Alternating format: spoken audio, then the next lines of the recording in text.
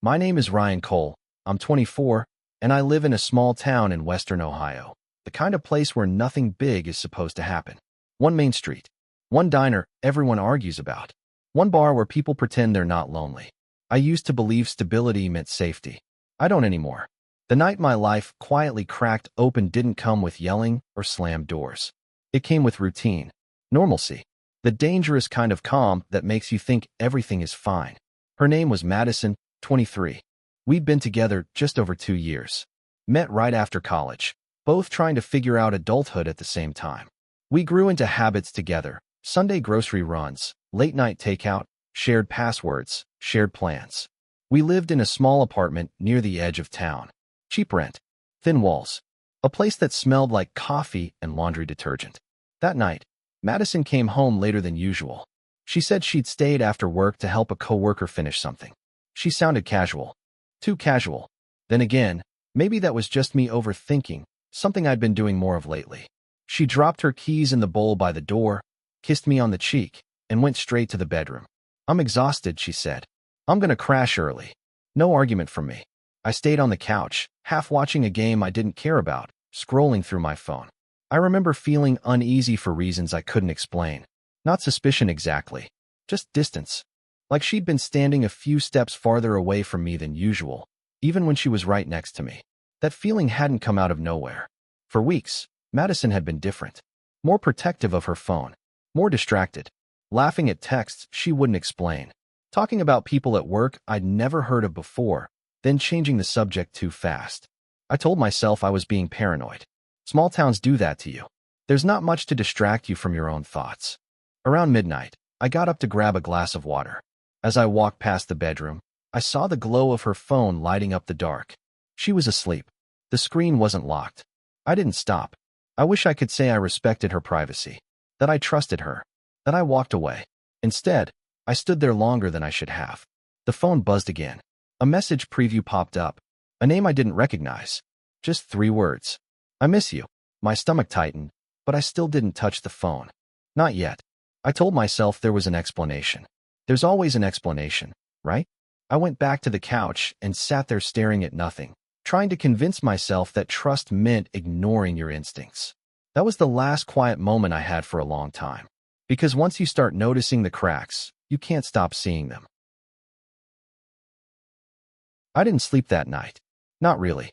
I lay on the couch, staring at the ceiling, replaying those 3 words over and over like a song stuck in my head. "I miss you." No context. No emojis. Just enough to sit heavy in my chest. By morning, I had convinced myself I was overreacting. Madison woke up cheerful. Too cheerful. She hummed while making coffee, kissed me on the lips like everything was normal, and asked what I wanted to do that weekend. Her voice was light, casual, practiced. I almost brought it up right then. Almost. Instead, I said nothing. I nodded. I played my part. I told myself that trust meant giving her the benefit of the doubt, that invading her privacy would make me the bad guy. That small-town boredom was messing with my head. The first lie you accept is always the easiest one. Over the next few days, the pattern sharpened. She started working late, twice a week. Her phone never left her hand. When I entered a room, she'd tilt the screen away without even thinking about it. It wasn't dramatic. That's what made it worse. In a small town like ours, secrets don't hide well. People notice things. You just don't always want to see them. On Thursday night, I went to Miller's Diner alone. Same booth I'd been sitting in since high school. Coffee tasted burnt like always. Tom, the waiter, gave me a look like he wanted to say something but thought better of it. "Everything good?" he asked. "Yeah," I said automatically. He hesitated, then nodded and walked away. That should have been my second warning. I left the diner and walked past the courthouse square, hands in my jacket pockets, watching couples and families pass by. Everyone else looked so sure of their place in the world. I felt like I was standing slightly outside my own life. When I got home, Madison wasn't there. No text, no call. She came in close to 10, smelling faintly like a cologne I didn't own. She said she'd been out with coworkers. I asked which ones. She paused for half a second too long. "Just people from the office," she said. I nodded again. Another lie accepted. That night, when she fell asleep, I sat on the edge of the bed staring at her phone on the nightstand. I didn't touch it. I didn't need to anymore. My gut had already decided what my mind was too afraid to confirm. The confirmation came the next afternoon.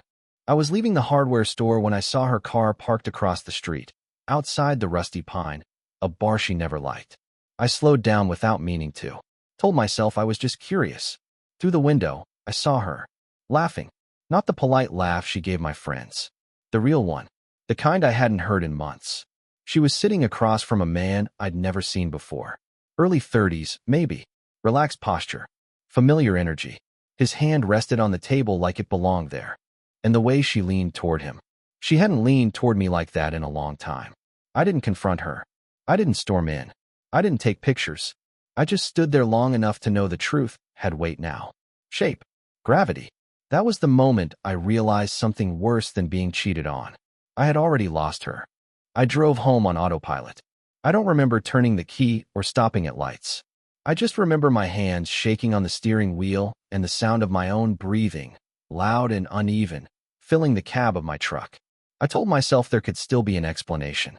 Friends, co-workers, coincidences, lies I'd been rehearsing for days now. But once you see something with your own eyes, denial doesn't work the same way. That evening, Madison acted normal again. She asked about my day, complained about work, sat next to me on the couch like nothing had shifted inside me. I studied her face while she talked, the way she avoided certain details, the way she seemed lighter, almost relieved, like she'd stepped out of a room she'd been trapped in. I wondered how long she'd been feeling that way. Hey, I said, trying to keep my voice steady. Do you like the Rusty Pine now? She froze. Just for a second. But it was enough. What? She asked. I drove past it today, I said. Thought I saw your car. She blinked. Laughed softly. Oh, yeah. We had a thing after work. I told you that. She hadn't.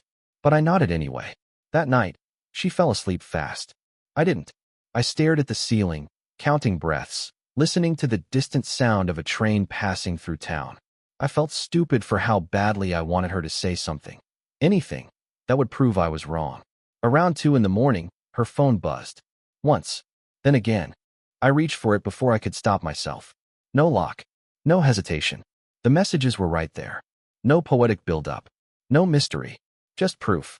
His name was Derek, 31. The conversation scrolled back weeks. Compliments. Complaints about me. Plans that didn't include me. Inside jokes I wasn't part of anymore. And then the line that settled it completely. I can't keep sneaking around forever. My chest tightened so hard I thought I might be sick. I put the phone back exactly where it was and went to the bathroom, gripping the sink, staring at my reflection like I didn't recognize the guy looking back. I didn't cry. I felt hollow, like something had already left me, and my body just hadn't caught up yet. The next morning, Madison kissed me goodbye before work. I tasted mint and lies. As soon as she left, I called in sick and sat in my truck outside the apartment, watching the parking lot like an idiot. I don't know what I expected. A sign. Closure. Something dramatic. What I got was confirmation. Around noon, a familiar sedan pulled in. Same one I'd seen outside the Rusty Pine. Derek stepped out. He didn't look like a villain. That somehow made it worse. He looked comfortable, like this was normal for him. He knocked. She opened the door. And then she hugged him. Not quickly. Not nervously. Like she'd been waiting. I didn't stay to watch more. I didn't need to. I drove until the town blurred into trees and back roads, pulled over, and sat there with my forehead against the steering wheel. That was the moment something inside me hardened. Not into rage. Into clarity. I wasn't going to beg. I wasn't going to compete. And I wasn't going to pretend this hadn't happened. But I also wasn't going to let it end quietly. Not like that. I didn't go home that night. I ended up at Hawthorne Cafe, a place just off Main Street that stayed open later than it should. It wasn't trendy. It wasn't loud. It was where people went when they didn't want to be seen, but didn't want to be alone either. I sat at the counter with a black coffee I barely touched, staring at nothing. That's when I noticed her. She was sitting 2 stools down, reading a paperback with a cracked spine, legs crossed, posture relaxed like she belonged there. Early 30s, maybe mid-30s. Dark hair pulled back loosely. No rush in her movements. No phone in her hand. She looked up and caught me staring. Normally, I would have looked away immediately. Apologized with my eyes. Pretended I wasn't unraveling in public. Instead, she raised an eyebrow. You look like someone just told you the truth after lying to you for a long time, she said. I let out a quiet, humorless laugh. Is it that obvious? Only if you know what to look for, she replied, closing the book. I'm Claire, by the way. 34. Ryan, I said. 24. And yeah, that tracks. She studied me for a second, not unkindly. You want advice, sympathy, or silence? She asked. Coffee, I said. And silence. But I'm bad at the second one. She smiled. Not flirtatious. Understanding. We didn't talk much at first. Just shared space. The kind of quiet that doesn't feel awkward because both people are thinking too much to fill it. Eventually, I said, she cheated. Claire nodded once, like I'd confirmed something she already knew. Do you want to hate her? She asked. I want to understand how I didn't see it, I said. That's harder, she said, and more honest. We talked for almost an hour. Not about Madison. About patterns. About how people drift before they leave. About how betrayal rarely starts with cruelty. It starts with avoidance. She didn't tell me what to do. She didn't villainize anyone. She just asked questions that forced me to answer myself. Before she left, she paused. If you ever want to talk again, she said, sliding a napkin toward me, call me. Not tonight. When you're thinking clearly. There was a number written neatly across it. I didn't call her right away. I went home the next morning to find Madison already packing. She didn't cry. Neither did I. She said things like, I didn't mean to hurt you. And it just happened. I didn't argue. That seemed to unsettle her more than anger would have. Over the next week, the town did what small towns do. People noticed. Whispers spread. Sides weren't taken yet, but lines were being drawn. Madison moved in with Derek. I stayed. And somewhere between the quiet mornings and sleepless nights, I realized something unsettling. I wasn't heartbroken anymore. I was awake. And that's when I called Claire. Claire suggested we meet somewhere neutral. Not a bar. Not the cafe. Somewhere that didn't carry emotional residue. We ended up walking the trail near Silverwood Lake, just outside town. Late afternoon. Cool air. The kind of quiet that makes your thoughts louder. She didn't ask me to start from the beginning. She already knew enough. Instead, she asked, what are you most angry about? I thought about it longer than I expected. That I feel replaceable, I said finally. Like I was just filler. She nodded. That's common. And usually not true. We walked side by side, our pace unhurried. She didn't touch me, didn't lean in. She gave me space, which somehow made me want to close the distance myself. Over the next couple of weeks, we kept seeing each other like that. Walks, coffee, long conversations that wandered from failed relationships to childhood expectations to the quiet fear of ending up alone. Claire never rushed anything. She asked thoughtful questions. She listened without waiting for her turn to talk. And when she disagreed with me, she said so gently, without trying to win. The contrast was impossible to ignore. One night, sitting in her car after a late drive, the air between us shifted. Not suddenly, gradually, like warmth spreading. She looked at me and said, before anything else happens, you need to be sure you're not using me as a reaction. I know, I said. That's why I've been slow. She smiled. Good. Because I don't want to be someone's escape. I want to be a choice. We kissed once. Soft. Brief. No urgency. No chaos. And somehow, that made it feel more intense than anything I'd experienced before. At the same time, Madison's presence in town became unavoidable. She and Derek didn't hide. They didn't need to. People had already started connecting dots. I tried not to care. But then one evening, Claire and I ran into them at the grocery store. Madison froze when she saw us. Her eyes flicked from me to Claire, then back again. Derek looked confused. Claire didn't squeeze my hand. She didn't smile smugly. She simply nodded politely, like adults do when they have nothing to prove. The look on Madison's face told me everything. She hadn't expected me to move forward. Especially not like this. Later that night, Claire said something that stayed with me. People don't get upset when you're doing worse, she said. They get upset when you're doing better in a way they can't control. That was when the idea first surfaced. Not revenge. Not yet. Just accountability.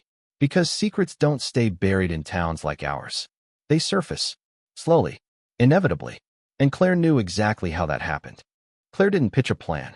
That's important. She never said the word revenge. Never framed anything as winning or losing.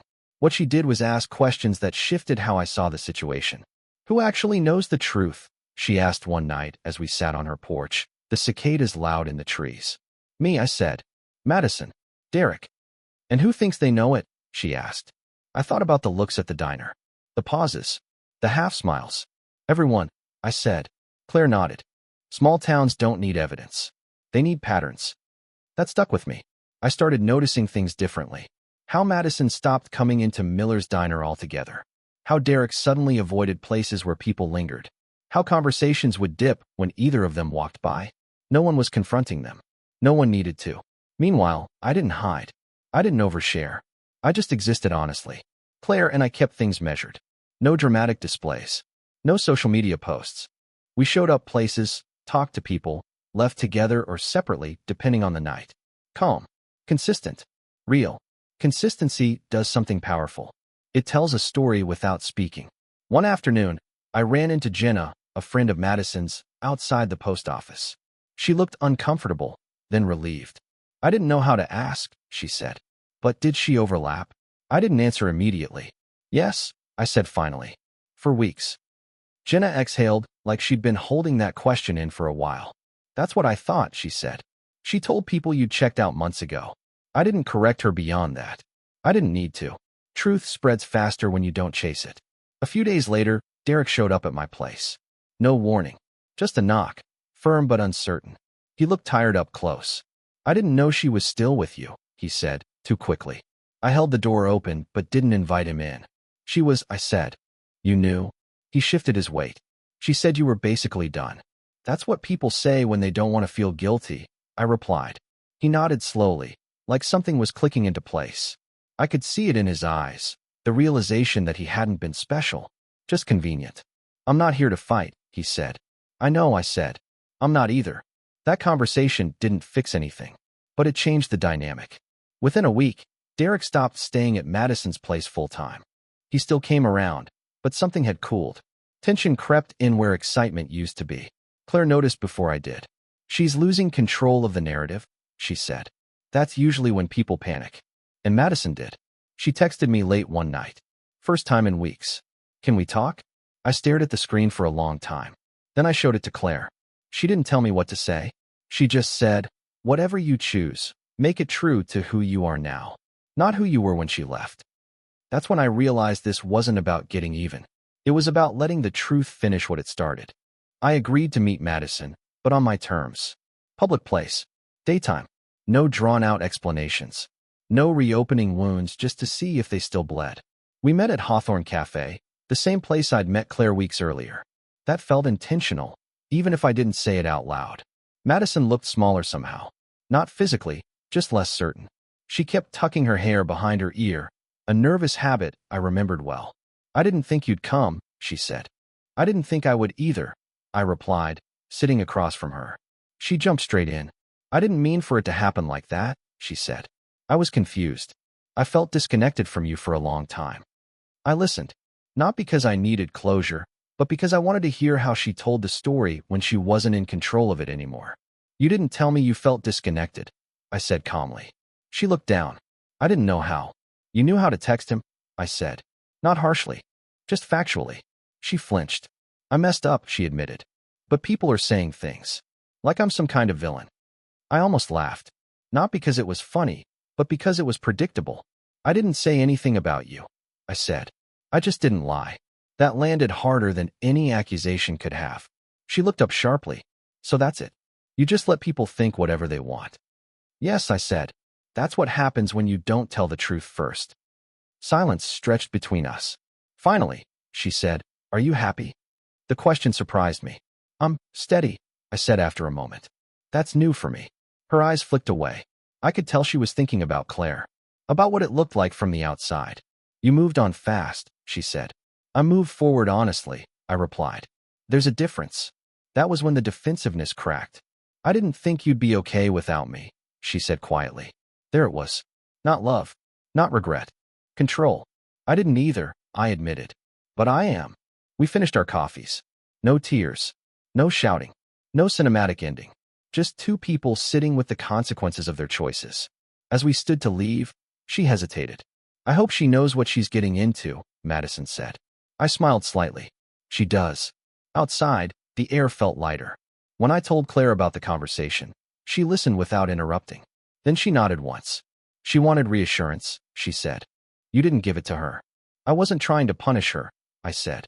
I know, Claire replied. That's why it worked. Over the next few weeks, the town shifted again. Derek and Madison stopped appearing together. Eventually, he stopped appearing at all. No announcement. No drama. Just absence. Claire and I grew closer, still careful, still intentional. The age difference didn't feel like a gap. It felt like balance. She knew herself. She knew her boundaries. And she respected mine. One night, sitting on her couch, she said something that stuck with me. People think revenge is about causing pain, she said. But real consequences come from clarity. I realized then that nothing had been forced. No traps. No schemes. Just truth, placed in the open, allowed to do its work. And it wasn't finished yet. By the time summer settled in, the story had already rewritten itself. Not officially. Not in any one conversation. But in the way people behaved, who they invited, who they trusted, who they stopped asking questions about, because the answers had become obvious. Madison didn't disappear from town, but she faded from the center of it. She stopped showing up at community events, stopped volunteering, stopped laughing loudly in public spaces. When people saw her, they were polite, but distant. The warmth was gone. In a small town, warmth is currency. Claire and I never discussed her unless it mattered. And even then, it was brief. Neither of us needed to relive it. What mattered was what we were building, slowly, deliberately, without pretending it was something it wasn't. One evening, we went to a local fundraiser at the high school gym. Folding chairs, bad lighting, familiar faces. The kind of event that felt harmless until you realized how much observation happened in places like that. We arrived separately. That had been Claire's suggestion. People notice patterns, she said. Let them notice the right ones.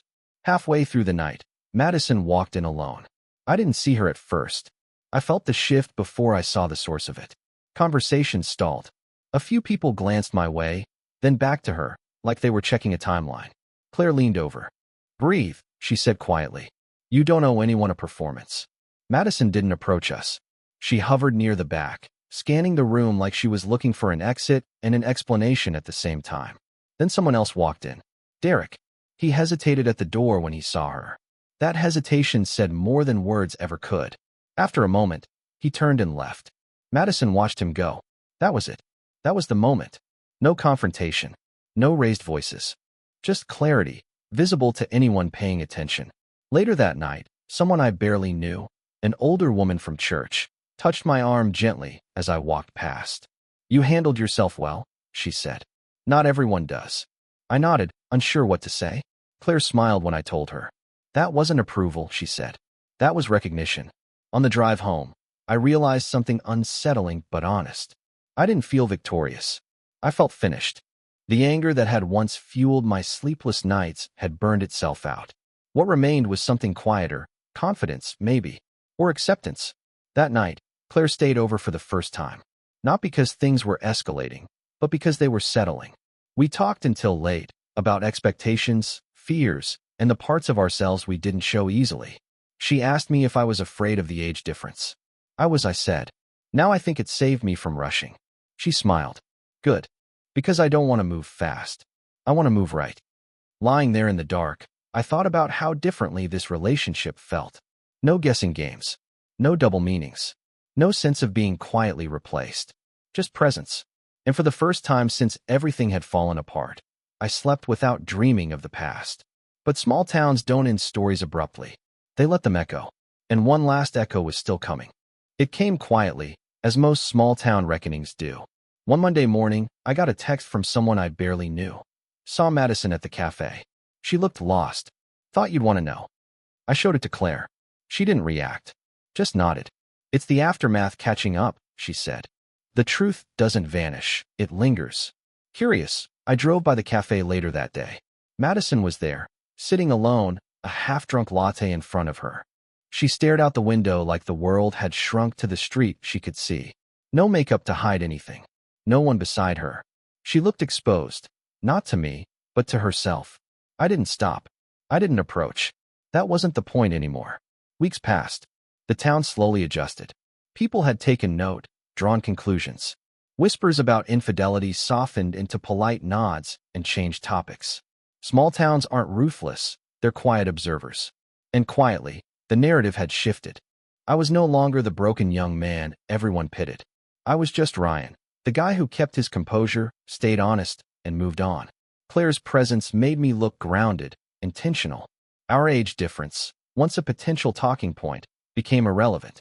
People noticed the balance, the calm, the respect she brought into my life.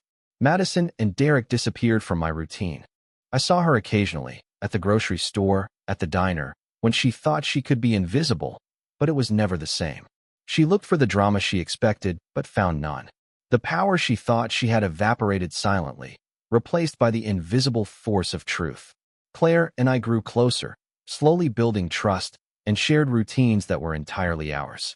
We still walked Silverwood Lake trails, still had coffee in quiet cafes, still talked until late into the night. But nothing felt forced. Nothing was reactive. One summer evening, we stood on her porch, the air warm and full of cicadas. I leaned back against the railing, letting the quiet sink in. Claire took my hand, not to comfort me, but simply to exist alongside me. "You know," she said softly, "real strength isn't about revenge. It's about surviving it and not letting it break you." I nodded. "I survived," I said. "And I didn't just survive. I learned." She smiled. Not triumphant, not smug. Just quiet, confident. Exactly. The last ripple from Madison and Derek's betrayal had passed. It wasn't dramatic. No fireworks, no final confrontation. Just the natural consequence of honesty, consistency, and moving forward. And as I stood there, holding Claire's hand, I realized something I hadn't before. Vengeance isn't satisfying. Clarity is. Presence is. Love built on trust and respect is far more powerful than anything fleeting, shallow, or reactive. I looked at the town around us, quiet streets, glowing porch lights, familiar faces, and for the first time since everything had started, I felt grounded. Whole. Not defined by what happened to me, but by how I chose to respond. And in that small, quiet town in Ohio, life went on, just as it always does. But I was different, stronger, awake. And with Claire by my side, I knew I wouldn't just endure life. I would live it fully. The months that followed were quieter, but in a way that felt deliberate, meaningful. Claire and I settled into a rhythm neither of us had known before. Mutual respect, gentle intimacy, and shared adventures that weren't rushed or forced. We explored quiet corners of the town together, drove along the winding roads to nearby lakes, and spent long evenings at Hawthorne Cafe, talking about books, life, and everything in between. It was slow, deliberate, real. I occasionally saw Madison from a distance. She didn't approach me, and I didn't approach her. In those rare moments, I realized something. She had lost her grip, not because of me, but because of the truth she refused to face. Derek disappeared almost completely from the town's social spaces. Life had naturally corrected itself without confrontation, without spectacle. Small-town drama faded on its own, leaving me free to focus on something lasting. It was in that freedom that I noticed the change in myself. I wasn't just surviving the aftermath of betrayal anymore. I was growing. I could feel it in the way I carried myself, in the calm certainty I had in conversations, in the confidence that came not from ego but from experience. The pain that once dominated my thoughts had been replaced by awareness. Awareness of my own boundaries, my own needs, and the kind of love I deserved. Claire didn't just comfort me. She challenged me to grow in ways I didn't expect. She taught me patience, emotional intelligence, and the power of restraint. We didn't need dramatic displays or proof of devotion. Our connection thrived in its authenticity, in the small moments where trust and understanding spoke louder than words. The age difference, once a potential source of insecurity, became a source of stability. She knew herself. She knew what she wanted. And she respected me in ways that felt equal, not conditional. One evening, we sat together on her porch, the warm air full of cicadas and distant streetlights. I held her hand loosely, and she leaned back, looking up at the sky. "You know," she said softly, "most people never get to see the consequences of their choices laid out so clearly. You did, and you survived them. That's rare." I thought about everything that had led us here. The betrayal, the sleepless nights, the quiet clarity of seeing the truth, the slow building of trust with her. "I survived," I said, "and I didn't just survive. I learned." She smiled, not smugly, but with quiet satisfaction. Exactly. That's what makes all of this matter. Not revenge, not punishment, growth. I realized then that the ending I had imagined for myself, the anger, the vindication, the dramatic confrontation, was never the point. The real ending was far more powerful. It wasn't about making anyone else feel small. It was about standing firmly in my own life, allowing the truth to take its natural course, and choosing love and presence over bitterness. As the weeks turned into months, our bond strengthened.